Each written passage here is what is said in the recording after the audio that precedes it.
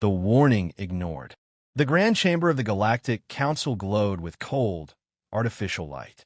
Dozens of alien representatives sat in levitating seats, their forms ranging from crystalline prisms to semi-liquid shapes, each radiating an air of absolute superiority.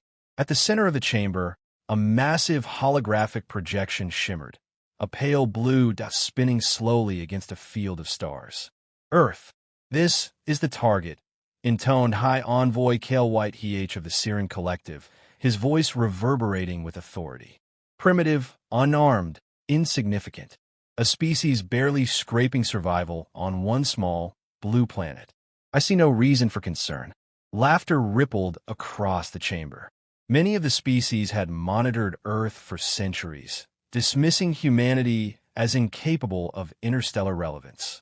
Their civilizations had mastered faster-than-light travel, galaxy-spanning trade, and weapons capable of leveling entire systems. Humans were still using satellites to communicate, mining asteroids with basic robotics, and arguing over politics that seemed almost quaint. A soft beep interrupted the mirth. The Council sensors had detected an incoming human transmission, a broadcast seemingly intended for other human scientists. On the surface, it appeared innocuous, a signal carrying the results of a routine experiment, some mathematical sequences, and the coordinates of a newly discovered exoplanet.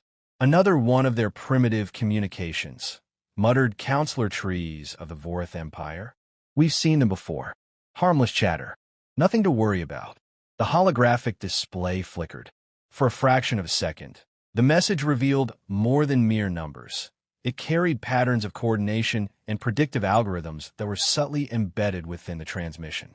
It was faint, almost invisible to untrained scanners. But it was there, a seed of ingenuity that hinted humans were more than the Council had assumed. Kale White waved the warning away. Confidence, counselors. They cannot even orbit their own moon reliably. We are centuries ahead. Earth is a museum piece, a relic waiting for our approval, or our disposal. As the Council argued, the humans on Earth were completely unaware.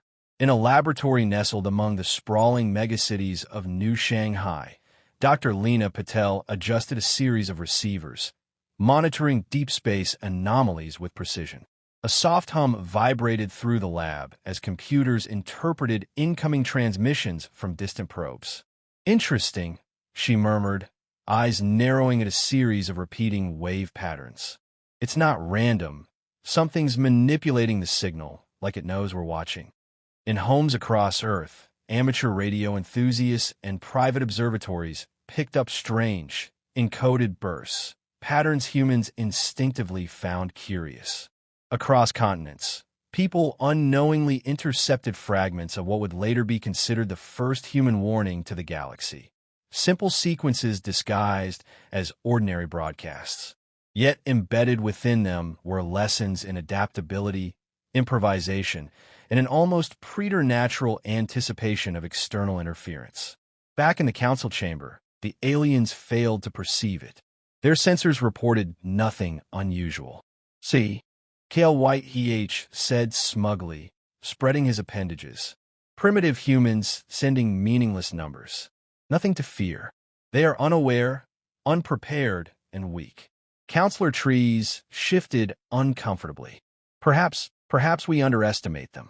The patterns in the transmission are irregular, unpredictable, not like the usual signals we've cataloged from other emerging civilizations. Kale White's laughter cut through the air. Unpredictable? They are mammals with fragile bodies and short lifespans. If anything, that makes them less dangerous. Their unpredictability ends with their ignorance. Other council members nodded, their consensus unanimous. Earth would be the next target. Preparations would begin immediately, orbital surveys, tactical deployments, and finally, an overwhelming demonstration of force. In their minds, it would be simple. It would be clean. Yet, even as they planned, an undercurrent of unease rippled through a few cautious species. Tiny inconsistencies in the human transmission, timing, pattern deviations, subtle redundancies, hinted at something no one had predicted. Humans were learning, adapting, and preparing even while appearing passive. Galactic dismissed the unease with a flick of his crystalline fingers. They are nothing. Prepare the fleets. Earth will fall before it even comprehends the danger. Confidence, counselors. Confidence. Humans cannot stop us. The chamber hummed with anticipation. Orders were sent across subspace to mobilize warships, research fleets, and assault squads. Earth was unaware, its cities glittering with lights like a field of stars. Humanity, untested but resilient, was about to become the focus of the galaxy's hubris.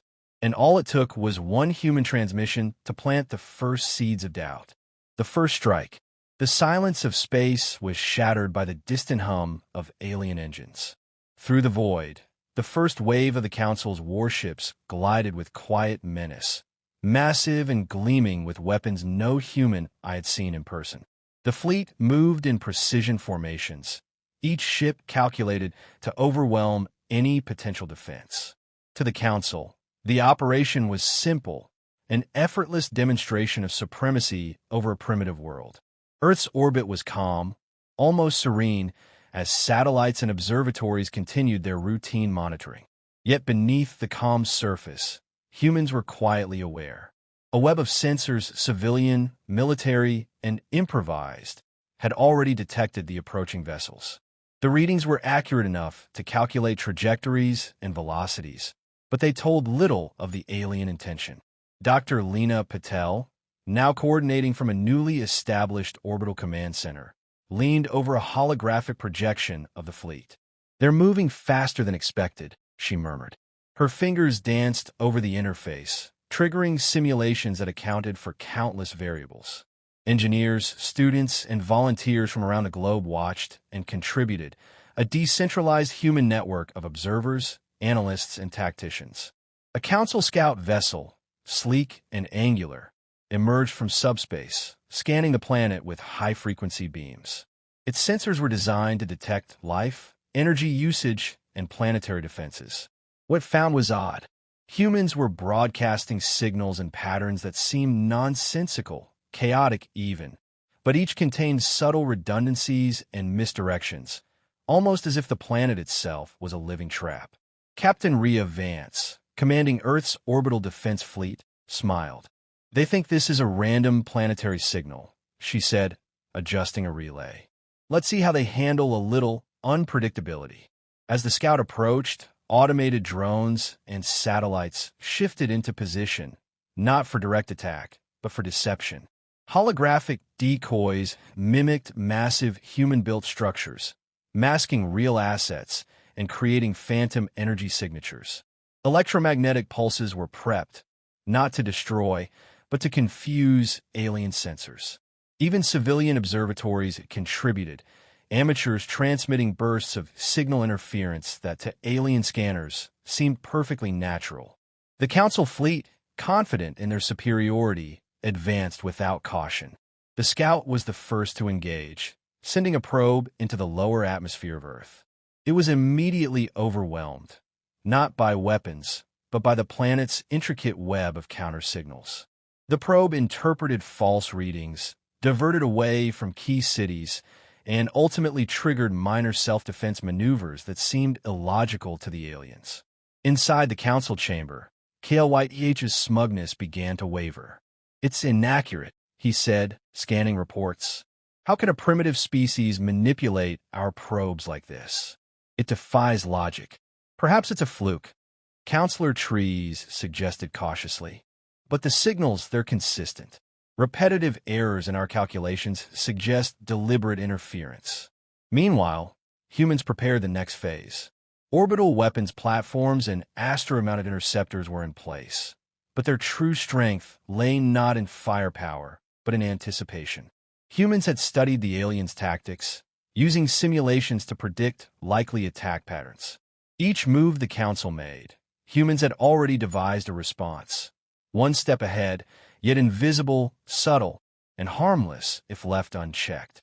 The scout vessel, thinking it had found the planet's weak point, moved closer to the equatorial megacity of New Shanghai. Suddenly, its navigation systems faltered. Satellite arrays had created false gravitational anomalies, and electromagnetic pulses masked the planet's actual magnetic field. The ship drifted off course, and its internal sensors began transmitting erroneous data back to the fleet. Rhea Vance watched, eyes narrowed. "Phase 1 complete," she said. "They're starting to question themselves." Counselors in the Grand Chamber were now murmuring in disbelief. "This species, how could they anticipate our movements?" One alien whispered, its voice trembling. KLYTH's confidence faltered, a rare sight for one of his stature. "It's impossible," he snapped, but even as he spoke, more discrepancies appeared. Probes sent to different hemispheres reported conflicting anomalies, feeding a growing unease among the fleet.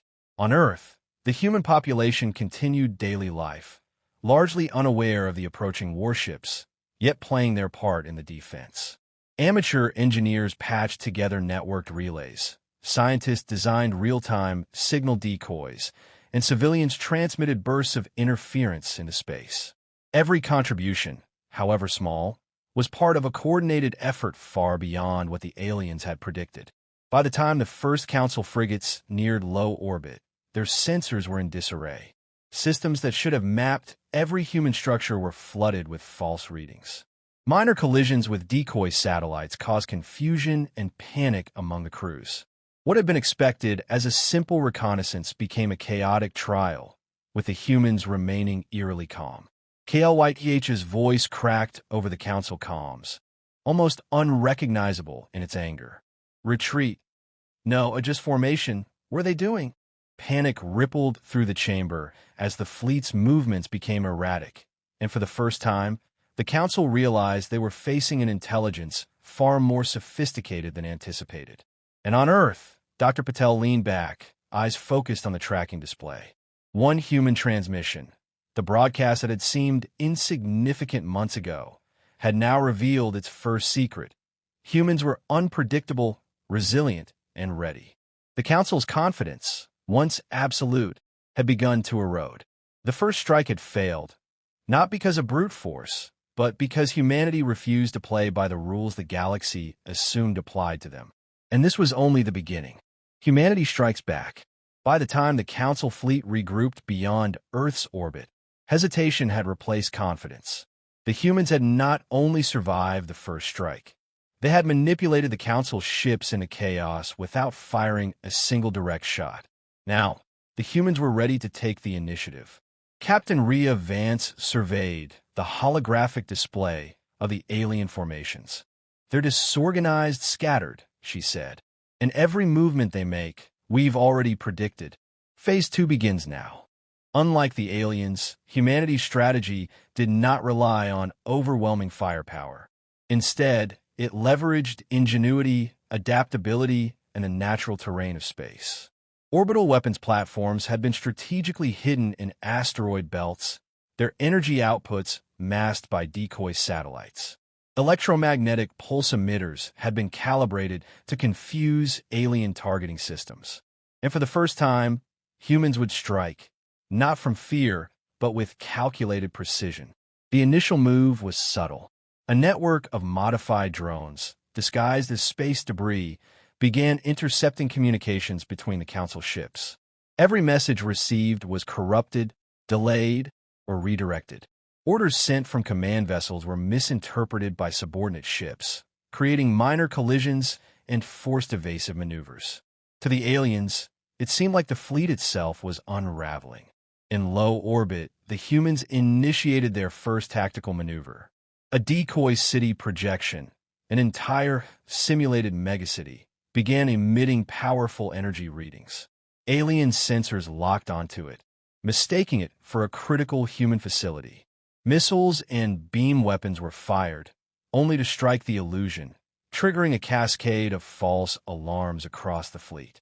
"Every shot they take, they lose efficiency," muttered Dr. Lena Patel, monitoring the battle from the Orbital Command Center. "They think they're hitting us. They're hitting themselves." The Council chamber was now a storm of disbelief. High Envoy KLYTH's crystalline form trembled with frustration. What is happening? How can humans manipulate our fleet at a distance? They should not be capable of this. A few counselors began to whisper in fear. Their signals, it's like they're predicting us. One said, voice barely audible. No species we've ever cataloged has such foresight. But humanity's ingenuity did not stop at deception. Using the asteroid belts surrounding Earth as natural defenses, human engineers had constructed rudimentary, yet effective kinetic launchers. Asteroids were nudged into precise orbits, creating invisible hazards for the alien ships. At first, the Council dismissed them as accidents, but when multiple vessels experienced simultaneous collisions and evasive errors, panic spread through the fleet. Rhea Vance gave the order, deploy the adaptive drones. These drones were a marvel of improvisation. Small, agile, and networked with Earth sensors, they could scan, analyze, and respond to alien systems in real time. When a ship attempted a countermaneuver, the drones exploited weaknesses in its propulsion or shield distribution, creating cascading failures. Entire squadrons found themselves trapped in loops of their own design, unable to effectively coordinate with one another. Meanwhile, on the surface of Earth, civilians continued to contribute. Amateur astronomers redirected signals. Volunteers ran code simulations on personal devices, and engineers monitored asteroid trajectories from hidden stations. Every human, knowingly or not, was part of a coordinated effort that spanned the globe. In the council chamber, arguments erupted. Tree's voice shook as he addressed KLYTH. This is beyond underestimation. They're thinking like us, anticipating, adapting, and countering. This species, KLYTH, slammed a crystalline appendage onto the council dais. No, they cannot be this capable. They are humans, fragile, short-lived mammals. This defies everything we know. But the evidence was undeniable. Alien ships were retreating, some limping back to repair stations, others caught in the orbital traps humans had set. The fleet that had confidently approached Earth as predators now seemed like a floundering pack, disoriented and afraid. Rhea Vance allowed herself a small smile. They underestimated us, she said quietly. And that was their first mistake. Their second was assuming we wouldn't adapt. Dr. Patel's voice came over the comms, calm but resolute. We've turned the tide. Now it's time to show them humans aren't just survivors. We are strategists, innovators, and unrelenting. As Earth's orbital defenses continued to manipulate the alien fleet, a new understanding began to dawn among the counselors. Humanity was not merely a minor species. They were unpredictable, adaptive, and fearlessly intelligent. Every move, every plan, every expectation the Council had relied on was being invalidated by a species they had mocked for centuries. The chapter closed with the Council chamber in stunned silence. KLYTH stared at the projections of Earth's defenses, his confidence shattered. For the first time, he felt the raw edge of fear. Not the immediate fear of death, but the profound realization that centuries of arrogance could be undone by a single, underestimated species. And humanity, for the first time, had shown the galaxy just how dangerous it could be. Galactic terror. The Grand Chamber of the Galactic Council had never felt so fragile. Crystalline, gelatinous, and metallic forms alike trembled with unease. Across subspace channels, panic spread like wildfire. For the first time in recorded history, a single species, humans, had shaken centuries of galactic arrogance to its core. Earth's orbital command center glimmered against the blackness of space, a hive of activity yet calm precision. Captain Rhea Vance watched the Council fleet falter, each ship trapped in a web of misdirection, gravitational anomalies, and electromagnetic interference. But the humans had more than survival in mind. Dr. Lena Patel activated the main transmission relay. The holographic array displayed a simple, undeniable message across the stars. Humanity was aware, prepared, and unstoppable, not merely in war, but in ingenuity. It was not a threat. It was a demonstration. Every signal, every pulse, every pattern screamed one truth. Underestimate humans at your peril. Across alien civilizations, fleets paused mid-flight. Commanders strained to interpret the broadcasts. Ships capable of obliterating planets were suddenly rendered uncertain by what they saw. The humans had anticipated every tactical maneuver, every sensor reading, every fleet formation. What they broadcast now was proof. Humans were unpredictable, intelligent, and adaptive beyond any species the galaxy had cataloged. In the council chamber, panic replaced arrogance. Counselor Tree's voice shook. They're showing us our own mistakes. Every calculation we've made against them, wrong. Every plan, compromised. KLYEH's crystalline form gleamed violently, energy flickering along its facets. Impossible. They are mammals. Fragile, short-lived. How can such a species? He stopped, a flicker of realization cutting through his pride. Humans had taken what the Council assumed was weakness and turned it into power. Their unpredictability had become their weapon. On Earth, the orbital fleet was no longer merely defending. It was orchestrating a psychological campaign. The humans did not need to destroy fleets to dominate. They projected the illusion of omnipresence. Satellites, drones, and relay stations created multiple false fleets, false cities, and phantom weapon systems. Each false signature was perfectly synchronized to mimic human strategy, each designed to exploit alien assumptions about behavior and intelligence. The Council fleet, once confident, now faltered under the weight of doubt. Ships hesitated to engage, unsure if the enemy was real or an illusion. Tactical formations collapsed as commanders second-guessed every decision. Fleets capable of erasing continents could barely coordinate their next move. Back on Earth, civilians had become an unassuming force multiplier. Amateur engineers monitored signal propagation, volunteers transmitted decoy data, and students simulated alien responses. Humans had turned an entire planet into a single, intelligent organism. Every person contributed, knowingly or not, to the illusion of omniscience. High Envoy KLYTH's voice cut across the chamber, trembling with rage and fear. This cannot be.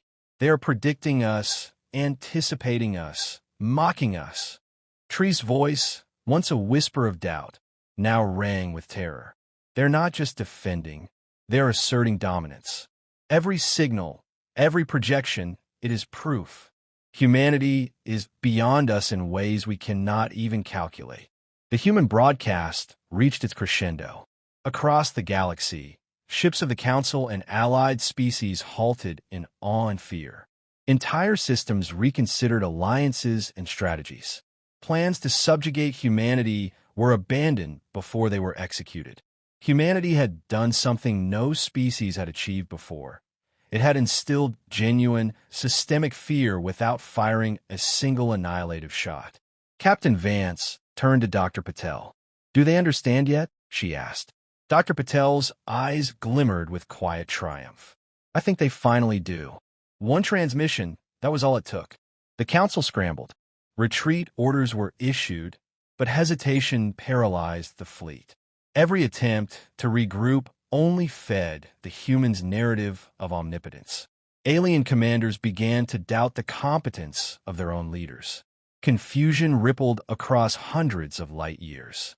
On Earth, life continued. Cities glittered under the night sky, unaware that the simple act of transmitting data, observing signals, and thinking creatively had reshaped the galaxy. Humanity's victory was not one of conquest. It was a perception of intelligence, of indomitable will. The Council had been forced to acknowledge a truth they had mocked for centuries. Humans were not a species to be underestimated. They were a species whose ingenuity, adaptability, and resilience could turn arrogance into terror. And in the silent expanse of space, as fleets retreated and communication networks buzzed with confusion, one message echoed across the stars, clear and unyielding. Underestimate humanity at your peril. The galaxy would never forget the day one human transmission turned absolute confidence into unshakable fear.